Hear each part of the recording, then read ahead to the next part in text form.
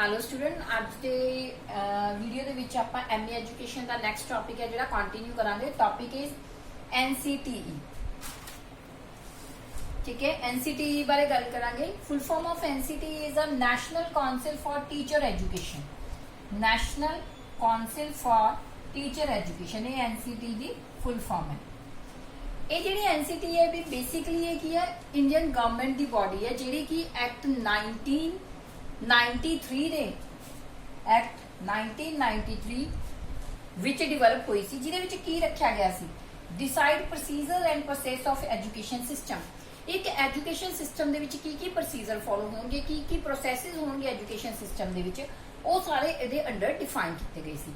ये जिहड़ी एनसीटीई है ये central as well as government central government as well as state government दोनों की कॉमन बॉडी है। मतलब ये नहीं भी सेंटर च यूज होगी या स्टेट, सेंटर च भी काम करेगी ते स्टेट लैवल ते भी, दोनों लैवल ते जिहड़ा हैगा अपना काम परफॉर्म करती है।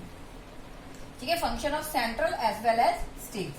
हुण ये फंक्शन बेसिकली परफॉर्म की करती है जिवें कि आपां इहदी फुल फॉर्म ते देख लिया national council for teacher education. Teacher की एजुकेशन लई है, टीचर को की एजुकेशन प्रोवाइड करनी है। रिसर्च एरिया की होगा टीचर का, जिवें कोई पीएचडी कर दिया टीचर या एमफिल कर दिया उन्होंने रिसर्च एरिया की होएगा। उस तो इलावा की है ट्रेनिंग देनी टीचर्स नूं,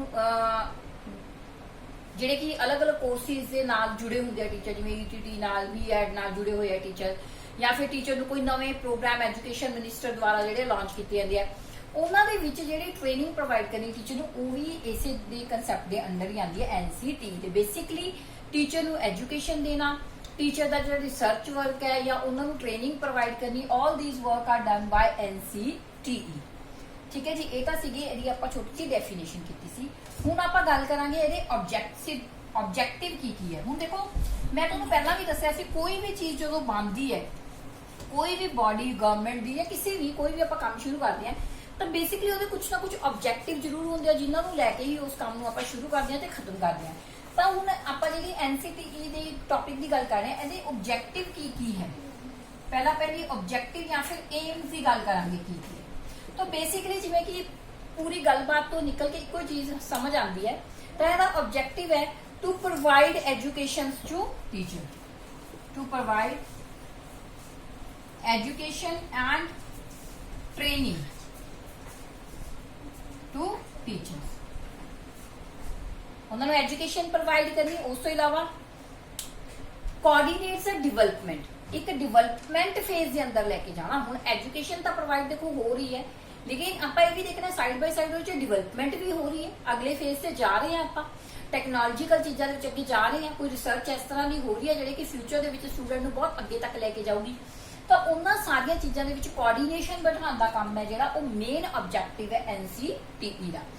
हम बेसिकली की है यदि डेफिनेशन मैं तुहानूं पिछे एक चीज़ दसना भुल गई भी ये की है जिहड़ी मेन प्रॉब्लम आ रही है एनसीटीई नूं to maintaining the standard of education. Education के स्टैंडर्ड नूं मेनटेन किवें कीता जावे वो इहदे सामने एक बेसिक प्रॉब्लम बनी हुई है। तो ऑब्जेक्टिव दे विच ये है to maintain the standard of education. The basically objective की है to maintain the standard of education. Education दे एक बेसिक जिहड़ा स्टैंडर्ड हुंदा है उहनूं मेनटेन करके रखना। तो हुण इहदे विच की है टीचर्स नूं जिहड़ी एजुकेशन प्रोवाइड की जाती है that is provided by all the level. किहड़े लैवल्स होणगे ये आपां कह देंगे at pre primary level, pre primary हो गया, प्राइमरी लेवल हो गया, सेकेंडरी लेवल हो गया। ठीक है जी, नॉन फॉर्मल एजुकेशन ये सारे दे दायरे है। ऑब्जेक्टिव दे विच कहंदा भी मैं की चीज़ां कवर करूंगा।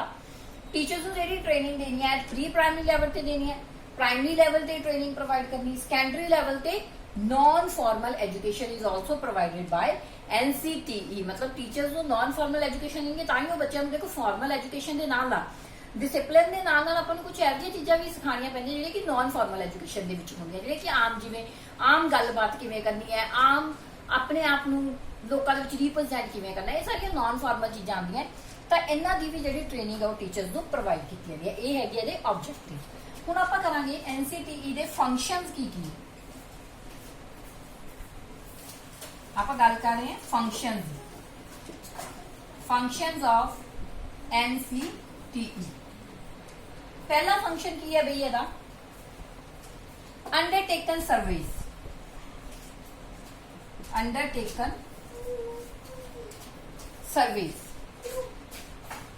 बारे जानते होंगे तुसी। सर्वेज की हुंदे है? सर्वे हुंदा बेसिकली एक टीम बनती है, वो पिंडां या शहरां विच जांदी है, लोकां दे पॉइंट ऑफ व्यू पुछदी है भी उन्हां नूं ये चीज़ किवें लगी। कोई भी नवीं रिसर्च हुई है या कोई भी जिवें आपां देखिए मार्केट दे विच नਵੇਂ प्रोडक्ट्स आंदे तां कंपनीज वाले सर्वे करदे आ भी लोगों को ये प्रोडक्ट पसंद आया नहीं। जिवें आपां पुछदे आ भी तुसीं आपदे व्यू दसो, good, very good, best, average या अंडर एवरेज, तो इस तरह सर्वे किया जाता है। तो ये पहला फंक्शन की है अंडरटेकिंग द सर्वे। हुण ये सर्वे काहदा किया जाता है?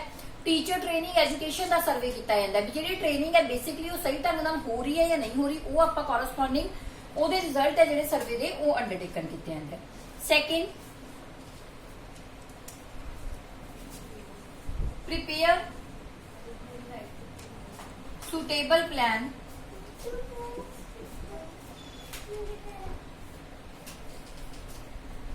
in the field of teacher education। भी सुटेबल प्लान बनाने। हम देखो आप कहते हैं टीचर लेवल की एजुकेशन प्रोवाइड करनी है, उहदे लिए कोई प्लानिंग तो होगी, प्लानिंग तो करनी पऊगी। तो ये prepare the suitable plans prepare करने ताकि टीचर्स को best to best training education provide की जाए। थर्ड, इट कोऑर्डिनेट्स एंड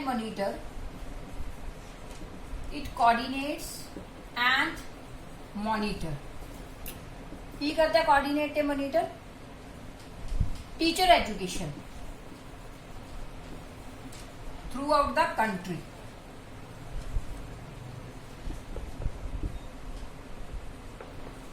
एक पूरी कंट्री दे विच टीचर की ट्रेनिंग नू, ठीक है ना, throughout the full country teacher की ट्रेनिंग नू किवें मैनेज करना है वो सारा इहदे विच देखा जाता है। नेक्स्ट आ जाता है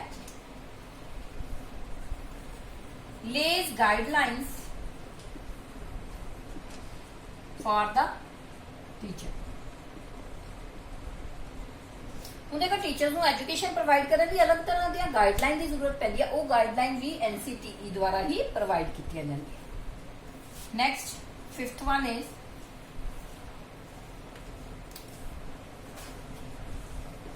इंप्रूव एजुकेशन सिस्टम। ਹੁਣ ਇਹ ਤਾਂ ਇਹਦਾ ਹੈਗਾ ਹੀ है, ठीक है ना। एजेंडा बेसिकली यही है to maintain the standard of the education and provide the improvement in the education. जो एजुकेशन चल रही है उन्होंने तो किवें इंप्रूव कर सकते, that is the agenda of NCTE। Next, last is perform all the functions decided by the central government. Central government द्वारा जिन्ने भी फंक्शन डिफाइन किए गए हैं वो सारे फंक्शंस को सही तरह लागू करवाना, that is also the responsibility of NCTE। तो बेसिकली NCTE दे विच आपां निचोड़ कढीए तो यही निकलता भी टीचर्स को किस तरह बेस्ट एजुकेशन ते ट्रेनिंग प्रोवाइड की जा सकती है।